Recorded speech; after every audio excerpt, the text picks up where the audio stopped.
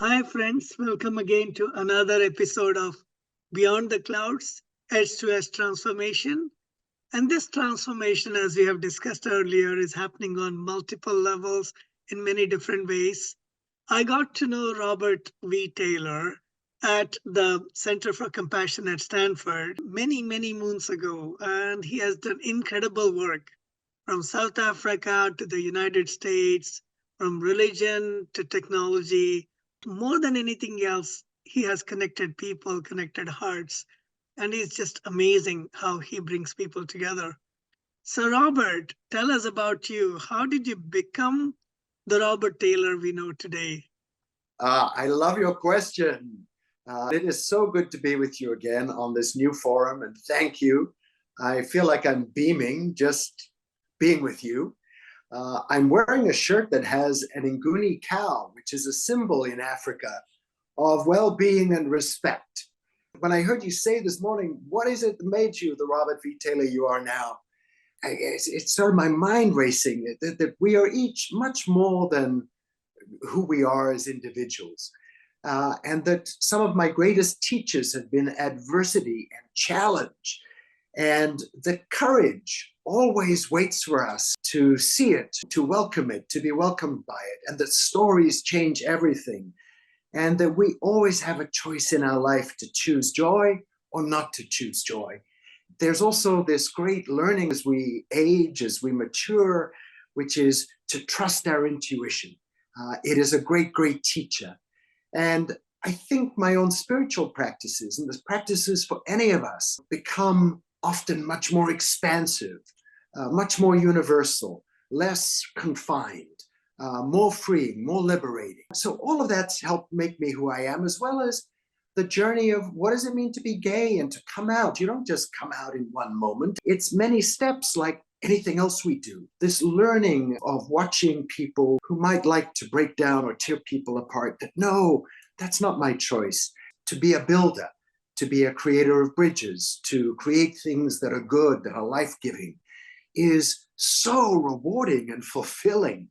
And the building of coalitions with other people from different traditions, different cultures, different countries sometimes is profoundly satisfying. And then I started to think today too about the importance of cultivating, of tending friendships versus our transactional relationships, and feeling enormously grateful for those things, as well as the people who have been my mentors in life.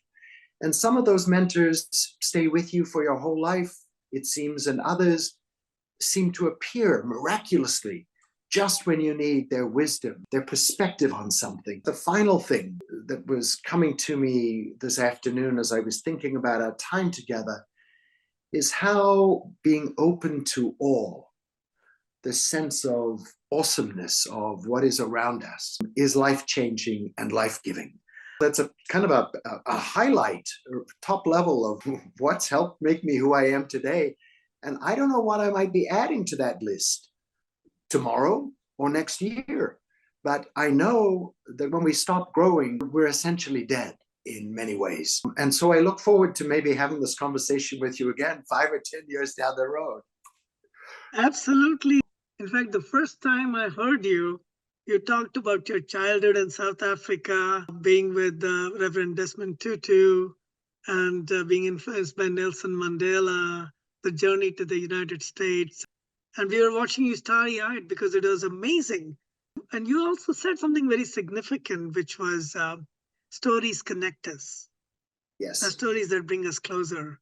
Can you tell us a little bit about your childhood and how you came here, and how do stories connect you with all the people that you've met and all the people you have worked with? You know, I think the first person who I knew to be a storyteller was one of my grandmothers. And she was born in Nazareth in the Middle East, and she was part Palestinian and part Russian. And she would tell me biblical stories. And I, of course, because I was a child, thought that her stories were actually factual. But she was reimagining a country and a place and biblical stories and how they might have been enacted. She could have been, doing some sort of a movie or something. And it was only later when I came to read those stories, I thought, she didn't get the story right, but she was telling a story about connecting me with her and her history, and me with some greater sense of being. Whether you call that God or the Great Spirit, that's what she was doing with her stories. My next big teacher was when I was hospitalized twice, when I was 14 and 15 for 6 weeks at a time, and major spinal surgeries. I started to read a book that told me the stories about people in South Africa. And through the stories, I began to understand my own country, but also see the terrors and the hatreds and the divisiveness of the apartheid system that separated people by race, and said that if you were white, you were inferior. If you were brown, you were less superior. And if you were black or of mixed race, you were sort of at the bottom of the rung. And my eyes were opened in a state of disbelief. I also at that point realized that I couldn't carry my own books at school, and I relied on classmates. And, when you're 14 and 15, you think you're invincible, right? You can do anything. And so out of this supposed adversity of the surgeries and being flat on my back on a hospital bed, but reading this one book in particular, and then realizing that I was interdependent with other people. There was no such thing as the solo Robert. So that was the start. And then I began to get involved in the anti-apartheid movement, and I began to meet people firsthand and work with them whose lives had been profoundly affected by the system. Their homes had been bulldozed. They had been forced out of the communities that they lived in.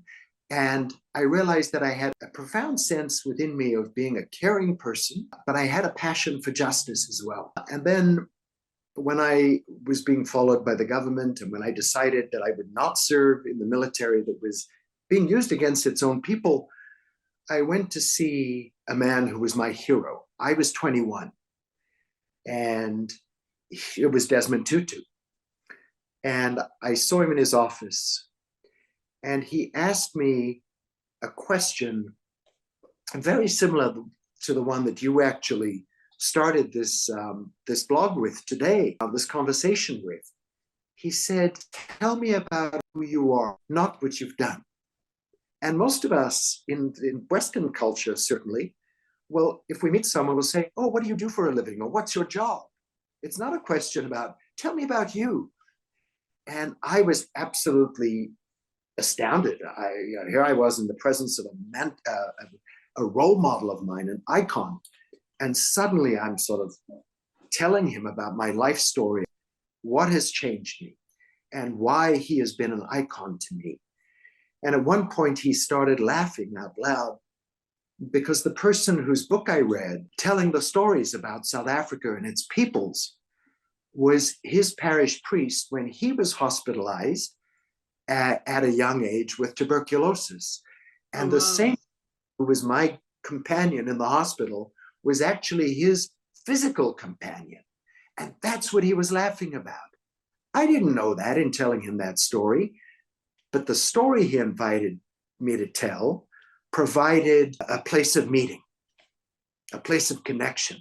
We were suddenly people who had both experienced the challenges, the hopelessness of feeling helpless as a young person because of illness, and we were both inspired by the same person, decades apart. Stories are remarkable. You never know where they're going to lead us. I remember being in Palestine and Israel and Jordan with a group of Jewish and Christian leaders many years ago, and a very prominent member of the group, we were at the wall that was being built, and there were young Palestinians. We were in a small tour bus, and I think our member of Congress was even with us. And suddenly, as we're about to all sit down, a young Palestinian comes running into the bus, and people froze. What's going on here? This wasn't part of the script for the day. And he went up to this Jewish man who said, this wall is so sad that we should have walls between us. And he said, "Thank you for what you said. I know you care about me, even though you don't know me." And with that, he got off the bus and left. So I don't know how he then told that story to his family and to his friends, but I've never forgotten it. The little gestures that we make, the stories we tell, change lives. I've been changed by the lives of other people. I'm thinking, Shankar, of a woman whose name was Meredith. I was very involved in the responses to HIV in the early 1980s and mid 80s. And I met her in the first congregation I served. I was on the board of a group that was trying to educate people and work against the isolation, the stigmatization of people, the fear of the disease. And she had contracted HIV. She had a child. She was single. And she wanted the world to know what it was like and that it was not something that just gay men were susceptible to. 2 years into our relationship, she came to see me and she said, I really need to ask you a big favor. She said, Phil Donahue, which was the main talk show back then in the 80s, Phil Donahue's show has invited me to come and talk and share my story. And I told them, I'm only willing to go if someone will come with me. And she said, could you come with me? They'll pick us up in a car and you'll sit in the front row. And she said, I need courage to do this. And that story reminds me of how difficult it is for many of us to actually be courageous, because life calls us or invites us to be courageous at certain moments. And Meredith understood that. And I think in the years that I started coming out more openly, step by step as a gay man, I thought of Meredith, and her courage gave me courage. So we build and we grow in relationship to other people.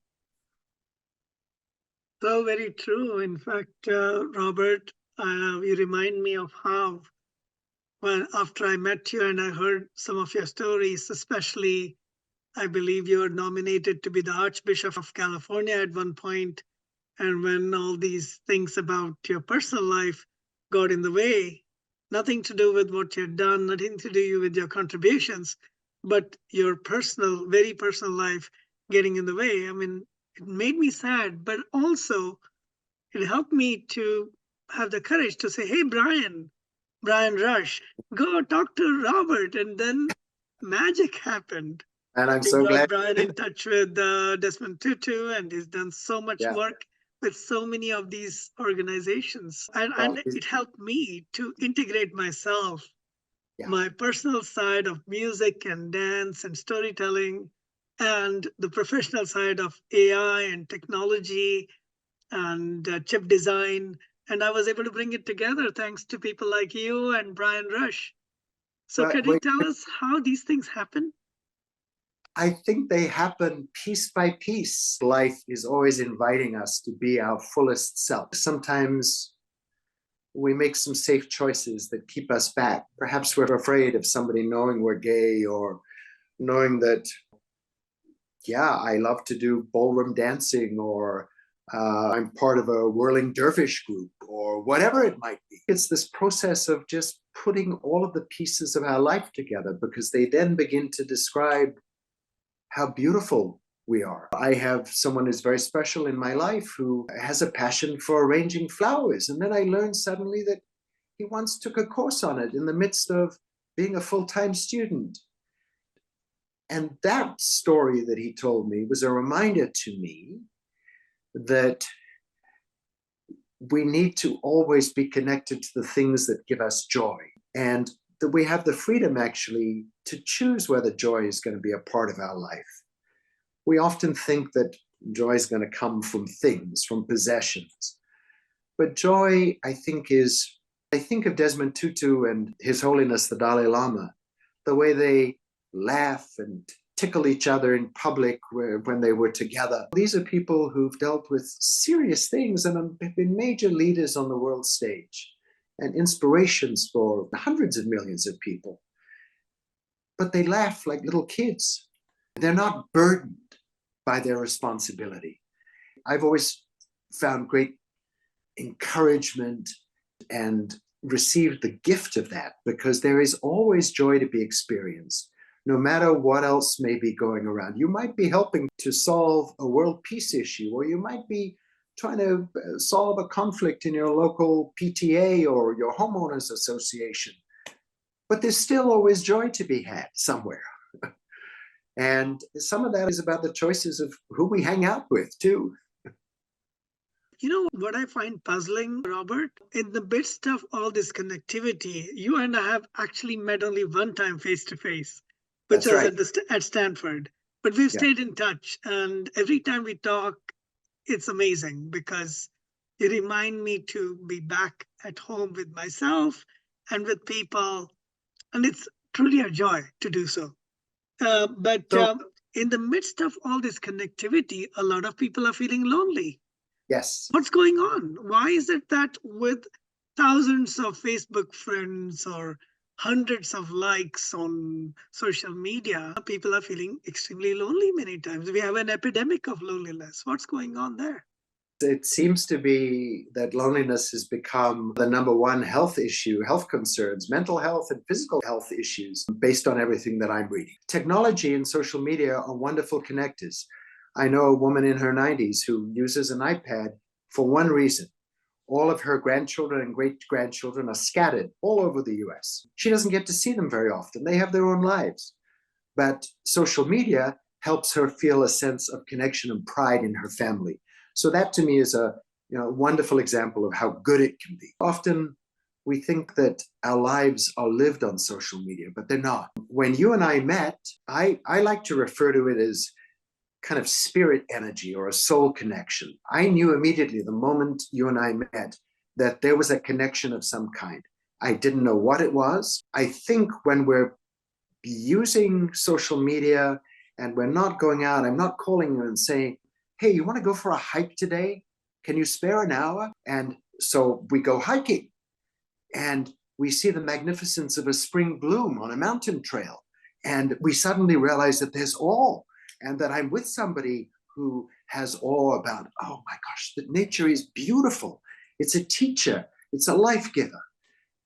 I don't have that when I'm just sitting looking at whatever the latest social media app of the day is. We're meant for community. We're built for connection. There's a famous wisdom saying that you should always build a larger table rather than building higher walls. And I love that, because the table for me, part of why I like cooking, part of why I've always enjoyed having people to dinner, is because of what happens over a dinner table, about the conversation. You never know where it's going to go. Shankar, that ability to identify the connection with somebody, that good energy, that life-giving energy, the good spirit, is part intuition and it's part being attentive. Intuition is something I've come to know is, maybe some people say it's the voice of God speaking within us. Maybe it's our connection to the universe. All I know is that I've come to trust that my intuition is usually right. In fact, it's never been wrong. And that's very humbling in some way. And I'm saying that because I think sometimes we allow ourselves to get caught up in maybe saving bad relationships, or we deal with toxic people. Maybe we're in a toxic work environment, and maybe social media gives us some solace of a better or a nicer world. Perhaps we've been trying to separate our life from someone who's a narcissist, who, no matter what you do, is never going to love you. You're never going to have a real relationship because they're always only about themselves, right? Sometimes if we've been hurt, social media can be comforting for a while, a little protection. But at the end of the day, it doesn't meet that kind of spirit need, that soul need, that human hankering, longing, just for one-on-one connection. There's nothing that replaces it. I'm grateful for you and I looking at each other today. I love it. It's like a miracle. It I is, yeah. imagined this 30 years ago, 20 years ago, but this isn't the only way I want to live my life.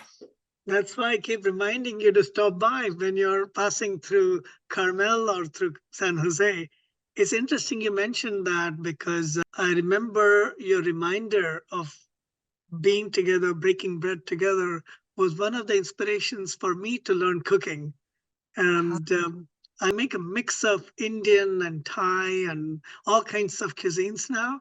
So next time you're with us, you will get a whole bunch of what do you call neo-Asian cooking. It's a mix of different things, Okay, different we didn't flavors. have a name for that. But it makes a huge difference. In fact, I've had conversations called AI with chai. So people drink chai and talk about AI, things like that. And it makes a huge difference sitting together, being together, Yeah. not just talking on a Zoom call. Shankar, I don't think I really answered this question of yours about, I think it was 2005 or 2006 when I was nominated as one of three openly gay candidates to be considered to be the next Bishop of California, which is really the San Francisco Bay Area.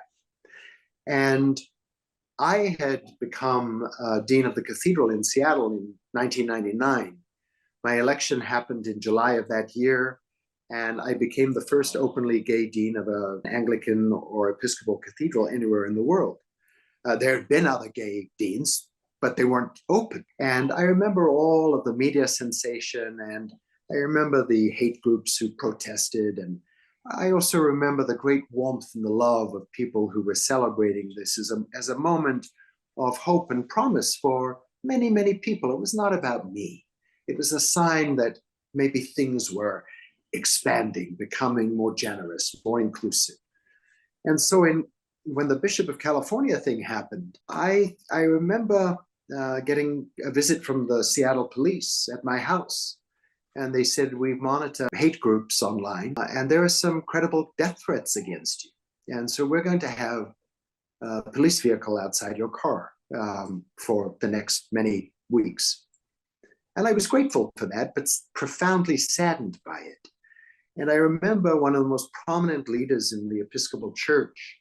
I was scheduled to have dinner with him and his wife. And when she knew that I was going to be on this list, she said to me, we can't handle one more gay bishop.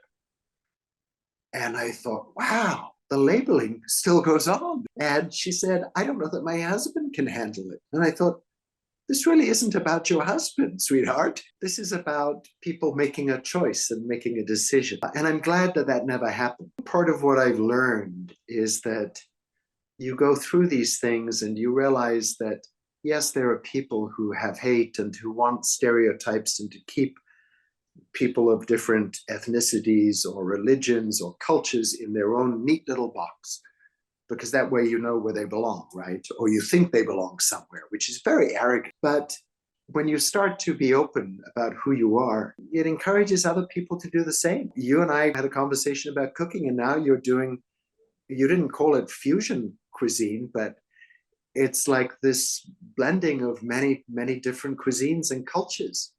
But that's a learning too.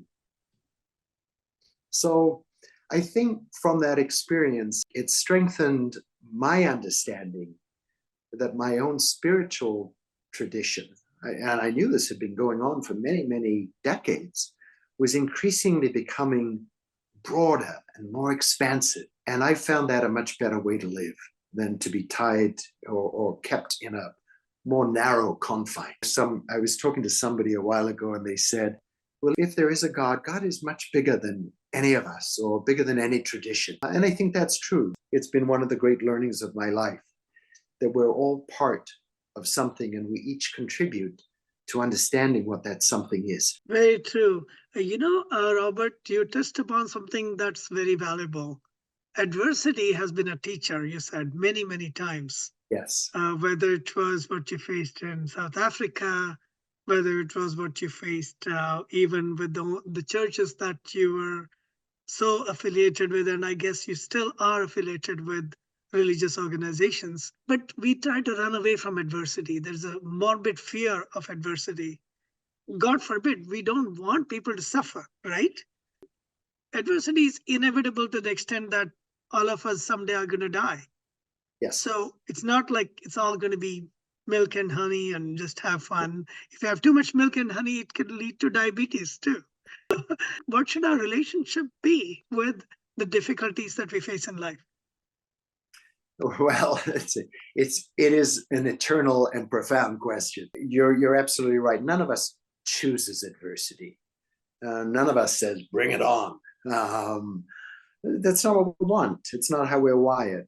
I think the question is, what do we do with it? Going through it can be very challenging. We each have stories to tell about some period of adversity that could have been short or very lengthy. To be able to have some grounding, this is where the spiritual practices come in, whether you're working with someone from a shamanic tradition or you're pulling on wisdom from Buddhism or Christianity or the Sikh or the Hindu traditions or Islam or Judaism, wherever you're pulling all of this wisdom from, often helps you get through. And maybe it's as simple as saying, all will be well, and holding on to it. Yes, all will be well. Because I think it's only as you come out of the adversity that you begin to realize,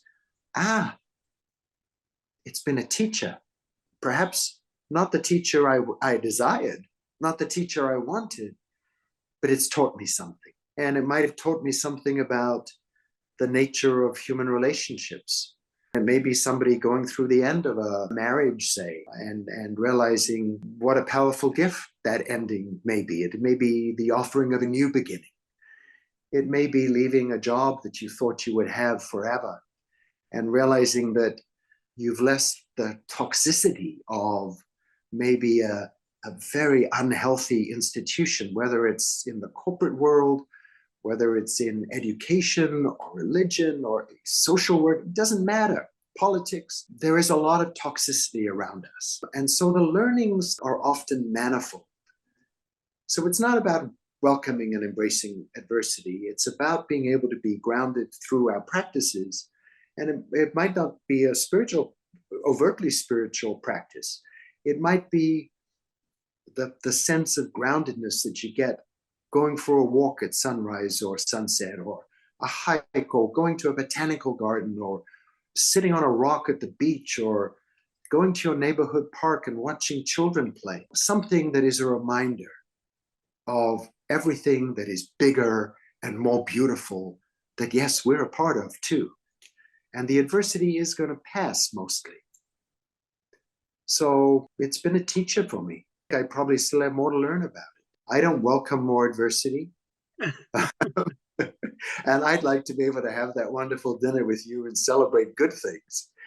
I wish that for everyone, you know? Yes. No one wishes, unless you really have no compassion or empathy, no one really wishes adversity on another person, right? Yeah. No. To everyone who is watching this, I wish that someday we'll have a meal together. Yes. Doesn't have to be anything gourmet. It could be something simple. Just sitting down together, walking together, talking together, face to face. It's an amazing thing. I really believe that meals are much more than the food. And I think you and I have discovered that. I had this woman who was a mentor in my life in the 1980s. She's no longer alive, but her spirit lives on within me.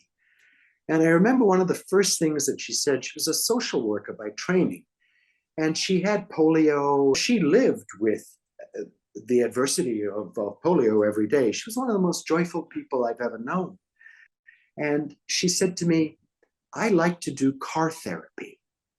And I said, what do you mean? She said, I like to take someone who's going through a rough time or needs to talk on a car ride, because you're not having to look at each other, but you're traveling, you're moving somewhere, you're maybe seeing something beautiful. She took people into the countryside. I think the same is true about walking therapy, walking connection.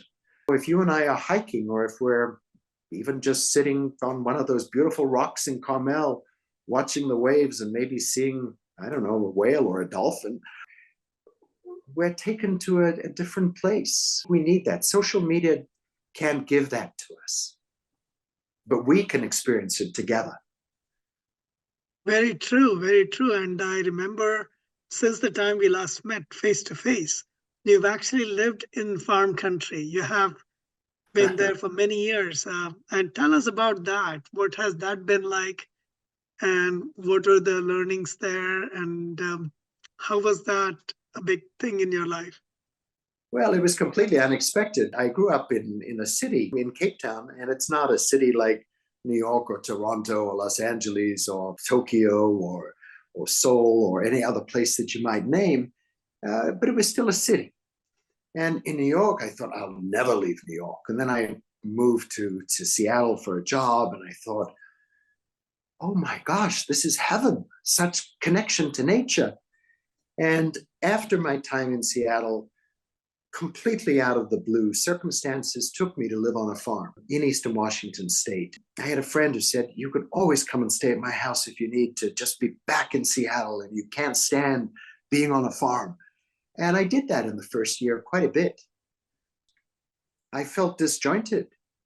None of the people I knew as my people, my connections, by the places I knew, the kind of conversations I had were suddenly different. And what I discovered is that I lived in a small town, about 3,500, almost 4,000 people, vineyards, orchards all over, that I discovered a new connection with nature. I began to respect nature and climate in a way that I never understood before. I mean, you can be the best farmer in the world, and you can have the best orchards or vineyards or whatever it is you're growing. And nature can come along with rain at the wrong time or drought or whatever it is. And your best farming has done you very little. And so there was a sense of some new humility as well as awe. I realized that no matter where I am, I have the ability and the need to form connections and friendships with people who mostly had lived lives that were very different than mine because they mostly lived in those communities. And so it was a time of learning, new gifts and new learnings. So I was very grateful for it. And I find that now, instead of wanting to go and visit big cities and explore them, I want to go and travel in nature. And so I don't know if that comes directly from that experience of living on a farm or whether it's my stage of life or changing interests, but I think they're all somehow connected. And I'm grateful. And that's the reason we moved. We still go to the Bay Area. Right now, I am in Cupertino, but at least 5 out of 7 days we are in nature in Yeah. smaller towns. It's a joy. Yeah. Speaking of which, you mentioned about cows, the holy cow in South Africa, and Yeah. we have the holy cow in India as well. Yes. Tell me Yes. about the story of the holy cow in South Africa. Well, it's been the Nguni cow is very, very prominent in many cultures in Africa, and especially among the Xhosa people. There's a big celebration. There is the slaughtering of a cow, and there's many, many days of a feast. And the cow is a sign often of wealth or prosperity, but it's also a sign of well-being and respect. I'm so frightened by people who preach this prosperity gospel. If you are prosperous, that means God has blessed you, which I find a terrifying concept because I know too many people who are the most beautiful people in the world who do not have lots of material possessions. And so when I hear that thing about wealth being connected with prosperity and well-being, I focus more on the Nguni cow, the wealth of relationships, the wealth of connection, the wealth of humanity, this notion of seeking the well-being, not just of myself, but of one another, and respect for one another and respect for the cow as well.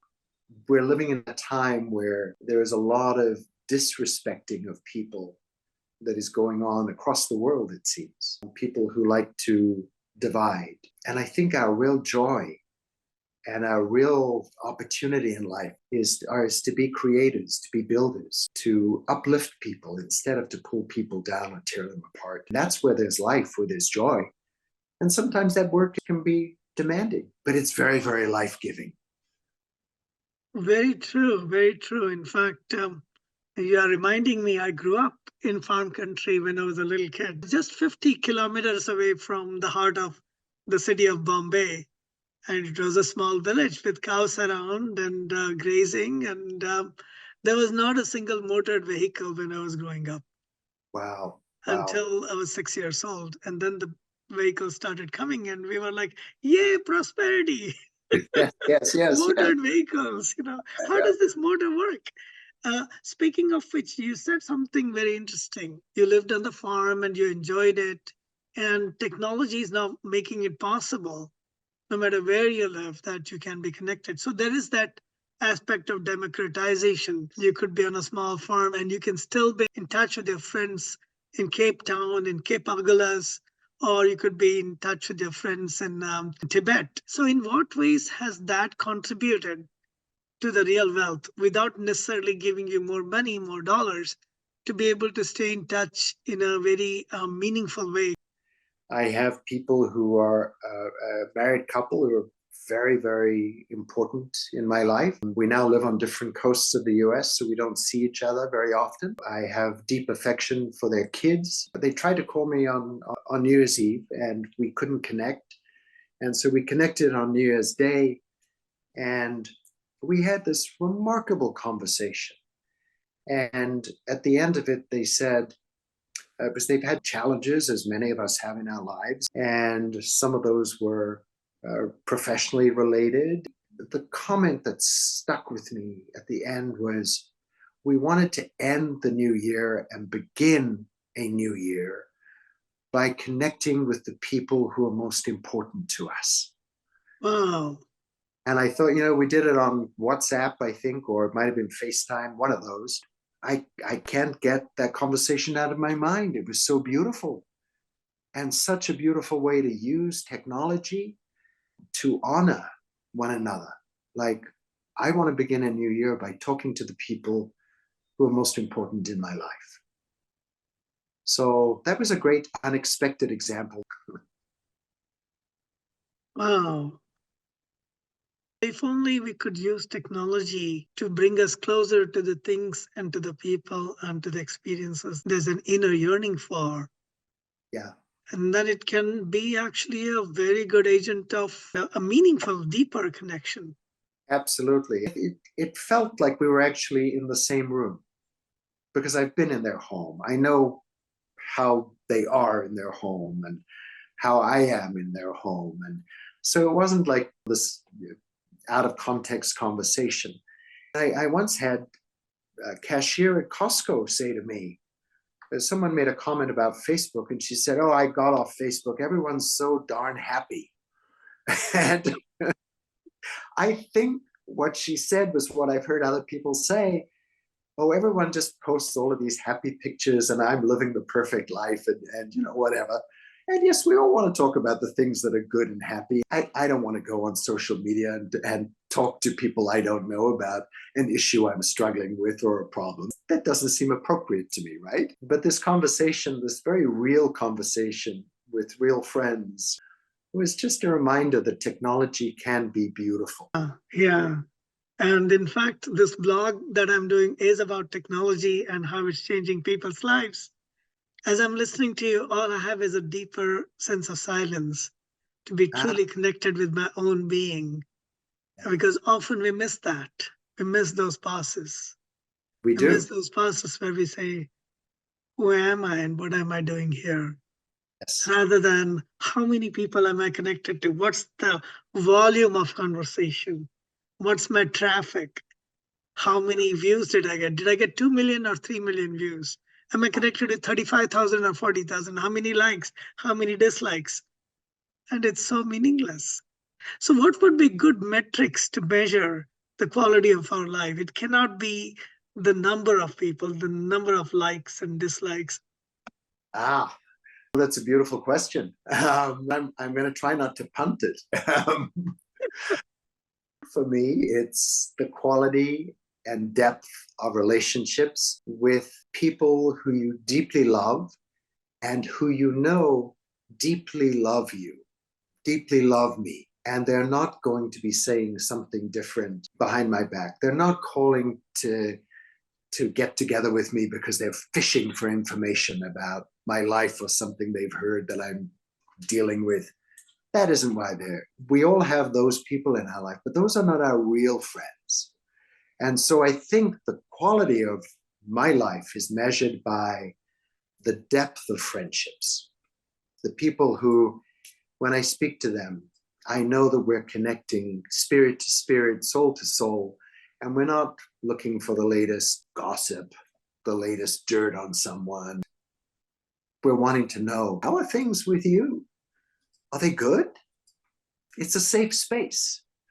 So that's one of the metrics. The president of a university in Seattle, when I first moved to Seattle, he invited me for a walk. We went through Volunteer Park in Seattle. And he said, your position is very public. And he said, I just want to share with you some wisdom because my position is very public. The students on the campus know exactly who I am. The faculty know who I am. The parents of the students know who I am. One day of a week, he said, I leave Seattle and I go somewhere and hike in the mountains for many hours. And he said, sometimes I'll invite someone to go with me, but often I need to connect with myself and make sure that I'm grounded. And he said, so find a way to do that. So this is interesting. You're triggering a memory here, two memories. Before leaving Seattle, I went to see a man who was my mentor. And he said, you're going to be dealing with lots of powerful people. And he said, you're going to be a very public figure. He said, find something to do that comes out of a genuine place in your heart and your caring about humanity or the world. And he said, I don't know what that is for you. But he said, when I became the Bishop of New York, he said, I decided that one of my greatest concerns was the false incarceration of people in the United States, and that I was going to go and visit a prison once or twice a month to remind me of what life is really like for people and to keep me grounded. He said, there are lots of shiny objects in the world, lots of glitz. Find whatever it is that you can to keep you grounded and connected. And that's something different. That something is different for each of us. So I would say those are the two metrics. Find something that reminds you, that takes you out of your own world, your own day-to-day stuff. For me, it's also about the cherishing of and nurturing and cultivating those profound friendships. I think we live in a world where a lot of our relationships are transactional. And in the workplace, that's true. I think social media sometimes feeds this. We think that those are our real friends, but they're not. Those are the friendships and the niceties that happen in a workplace, but not the people who we're going to bear our souls with or to, or share our greatest joys with. Going back to what we were saying earlier, it is never my wish for anyone to have adversity, and it is never my wish for people to have poverty. Putting ourselves in places where we know different kinds of people is often one of the greatest life changes. It's amazing how these conversations can be. I just remembered that my son lives in Seattle. And he's at that university, the University of Washington in Seattle. He's been there for the last 3-4 years, and we spent more than a month with him in 2021 when we were all going through some sort of a challenge, and have sad as well as happy moments in Seattle. Yeah. But I'm hearing what you just said, which is at the essence of this conversation today, that you were going through something challenging, and you didn't need to tell me what it is, and I'm not asking you what it is, but you then went on to say we were together with our son. There was sad stuff, but there was also very good stuff. You just summed it all up. It was about actually being together, right? Yes, it brought me closer to my son than anything else. Once a child becomes an adult, they go off on their own, and which makes perfect sense. Yes. But we went to visit him and we stayed there, not knowing how long. We ended up being there for 6 weeks. And that was profound. And now when he comes to visit us in the Bay Area, 2 or 3 times a year, it's very touching because suddenly it's like a flashback and we connect. Our conversation continues each time in a very deep manner.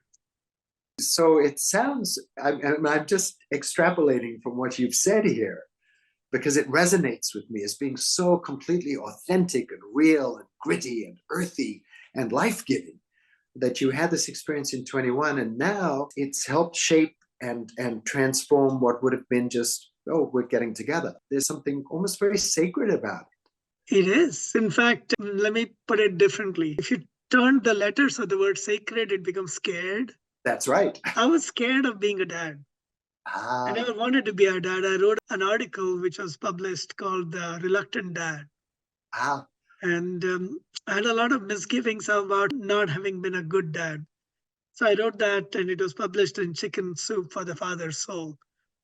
What is interesting was going from scared to sacred was a long journey.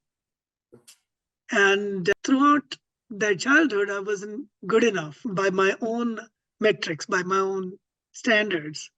So then when we were in Seattle with our son, something major shifted and it became a very sacred relationship. Thank you for the reminder. Powerful story. Yeah. Yeah. And I think many of us are scared. Yes. Scared we're going to fail. We're scared that we're going to disappoint other people. But at the end of the day, we're often scared of who we are. Part of that is being able to say, this is who I am. Yeah. Yeah. And you know what's interesting also? A big part of me being scared was I'm a storyteller. Yes. But a lot of those stories don't come from who I am, but from what I do, what you referred to earlier. So story about technology, story about doing things, working on the Intel Pentium, working on the first 3D graphics chip. It is so important to listen, even as we are telling stories. Without a listener, the story is of no use.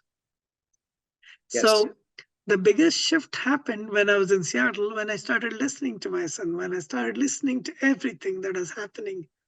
Silent and listen are also, again, anagrams. Yes. It's funny. I mean, English is not even a phonetic language per se, but listen and silent have the same letters turned around. That's right. And for the first time, I really started listening, and that was the biggest shift. I think when we're asked the question that you asked me, tell me how you became the Robert V. Taylor that you are today, or the question that Tutu scared me with, I mean, really scared me with, tell me about who you are. Not what do you do, but who you are. When you ask either of those questions or some variation of them, we're immediately saying, I'm interested enough to ask the question. And secondly, I want to listen. And thirdly, I think we're going to find a lot of things to talk about.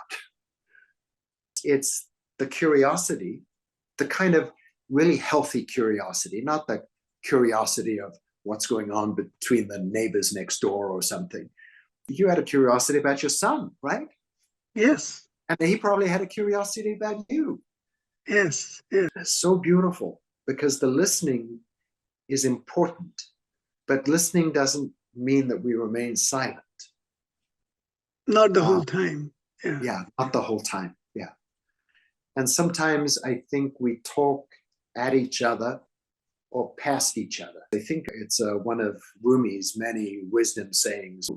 Let us go out into a field together and discover our oneness. He put it much more eloquently. I've often thought of that image of going out into a field together and just being, which I think was the essence of it. When you listen, you let go of your perceptions of somebody else.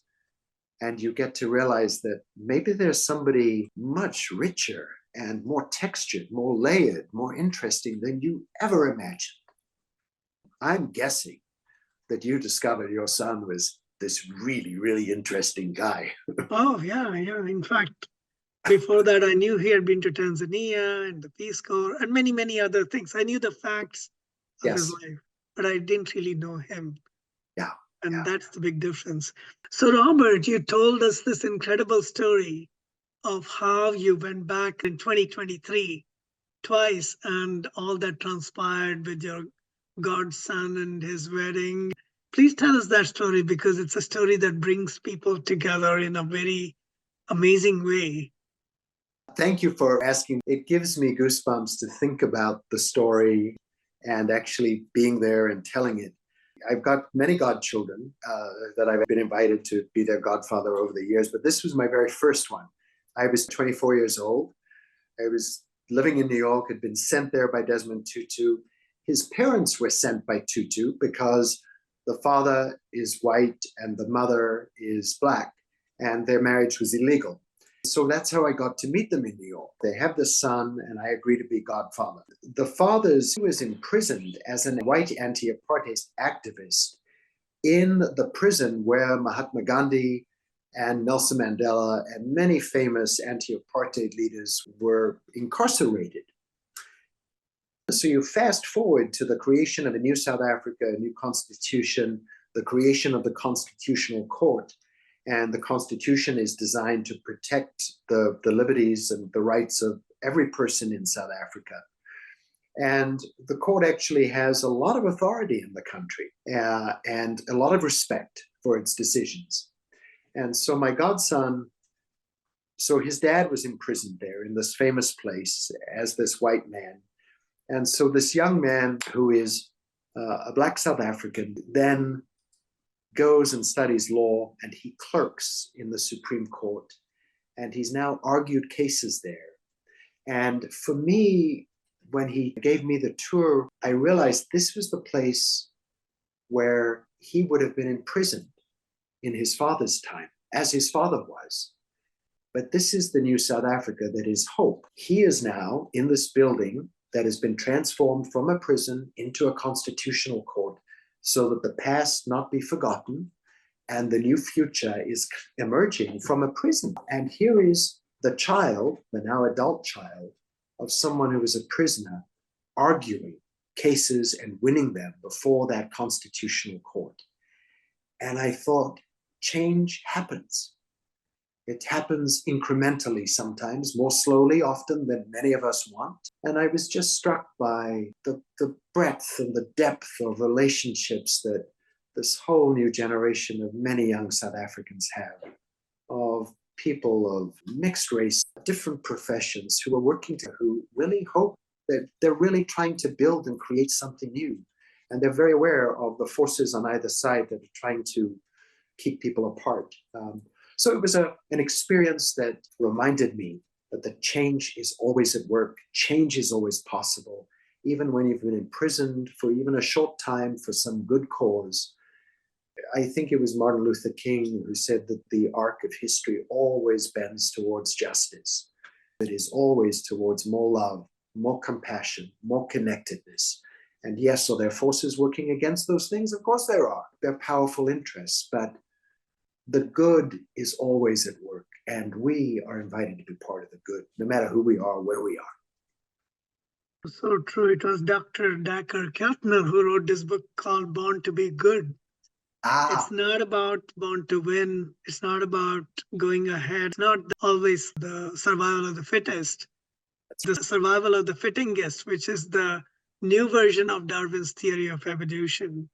I love it. I love that. Darwin uses the word love 95 times, or 5 times, he said, survival of the fittest. Did you know that? In the Origin of Species, references to compassion and caring among mammals, which are among the most advanced mammals and birds and others, is something like 95 times he refers to that. All mammals take care of their children, and so do most animals. Yes. Compared to that, the fighting instinct and winning over, he only talks about it 5 times. Interesting. Amazing. And I just remembered when you talked about apartheid and how all the court, the more they tried to keep us apart using apartheid, the more the yearning was to bring everybody together. And that's happening today. Yes, it is. Around the world in many different ways. Yes, we see wars. Yes, there's divisions. And yet there is this desire to be all together. To your point, that's one of the great potential roles of social media, technology, of finding a way to celebrate the goodness, the compassion, the creativity, the bridge building that goes on between very unlikely people often, many times led by women. I've encountered it in many different parts of the world. It's like a wellspring of hope. I think we're living in a time when we need as much news about the good and to instill hope and courage in new ways and to be creative about it. Yes. One of my friends started this organization called Service Space, and they have the Daily Good newspaper. That's beautiful. Because there's so much good that happens every day, and we only hear about the bombings. We only hear about the acts of terrorism. Yeah. For every act of terrorism, there are tens of thousands of acts of love that we either ignore or are not even aware of. And then we think that we're in a horrible world. But there's incredible goodness going on and people doing beautiful, lovely things every day. Yeah, it just doesn't attract our attention because we are so focused on what could go wrong, because our focus is always on how to run away from adversity. That's right. That's right. So maybe here's to a year of goodness. Yes, here's to the goodness in all of us. And this is the reason why we are doing this conversation. For me, this interview process has become a process of deep listening. And if you look at how AI works, the best AI algorithms are deep listeners. Yes. They really do what's called deep learning, which means learning and getting deeper and deeper and understanding from different angles. It's like, how do you understand an elephant? You can be blind and you can see 6 different parts of the elephant. But to truly understand an elephant, you have to see from various different vantage points. And that's deep listening, deep learning. So my whole interview process has become that of listening, because therein lies the magic of understanding. I can't forecast what the future of technology is going to be sitting in a vacuum. That's But right. as I talk to you and how you are using technology, or somebody in South Africa is using technology today to stay in touch with you and me, or somebody in Tanzania, whether they speak Xhosa or Swahili, how they're able to stay in touch using Google Translate. So Yes. that's the magic of understanding where are we as a humanity going with all this technology, how our lives are getting transformed, and are we going in a direction that's deep and meaningful rather than just more widgets and gadgets, That's rather right. than more likes and flames. Are Yeah. we getting into that deeper, more meaningful space? Which is the beautiful life-giving space ultimately, right? Yes, yes. A symbolic cow. The cow is not a symbol of how much meat it has or how much milk it gives. It's the cow being a part of the family. That's the connotation in India as well. Yeah. They've done a lot of neuroscientific studies. Cows tend to be very compassionate. Yes. They're not necessarily the most intelligent in terms of IQ, but they're among the most compassionate. I've gone to homes where there were cows. After a year, the cow starts calling. And I asked why. Well, they figured you're Shankar, you're home, and they want you to say hi to them. Yes. Yes. Okay, I'll go Yeah. say hi. So that's very interesting because one of my experiences living on a farm for several years was I actually knew somebody who kept cows. He wasn't a cow farmer or anything. He liked cows, and he would feed them every day. And I remember going, and they would see him coming from a distance, and they would come towards his pickup, and they were there to greet. Maybe for him, I never asked him this question, but there was something about that daily ritual that was probably really important to him. You know, yes, there was a cow that was slaughtered every year, but he wasn't raising them just, there was something else going on, some level of grounding. And which really kind of takes us circling back to a question you asked earlier. You know, whatever it is that grounds us is something that we need to be doing. Yeah, yeah. That makes us connected to the earth and to one another, but to ourselves. And, you know, for some people, it may be cooking, it might be flower arranging, it might be music that you either create or enjoy. or both. It may be singing, it may be hiking, it may be that sense of that you get when you're snorkeling or scuba diving, or just walking along the ocean and hearing the sounds of the waves. I know that for me, water is very important. I started in a time when I was going through some things and I wasn't sleeping well. I started listening to, so this was another use of technology. I would go to my music list and I would select peaceful ocean sounds. And you can get a 10-hour or 12-hour rotation. And I would just have them play when I turned the light out. And I still do that most nights. It's been this unexpected gift. I'm out of that phase that led me to do that. Now, when I'm sleeping, I hear the sounds of the ocean, even though I'm not near an ocean. I've got someone who's very important to me who's captivated by nature and particularly by animals and watches beautiful safari videos or animal videos of a lion or a leopard with her cubs, or an elephant giving birth, or just these endless videos that are so beautiful and powerful. You can't have that living in the Bay Area. You can't see those animals, but through technology, this person is able to do that, and it brings the person enormous joy. Yeah, not too long ago when we were near Cape Town, if you remember, about an hour south of Cape Town, there's a smaller university town. And Yes. they actually take care of these animals, cubs of leopards and cheetahs. For the first time in our life, my wife Seema and I were able to touch one of those animals that had been tended. And Beautiful. it was quite an experience to be able to touch one of these big cats, something that probably no technology can give me.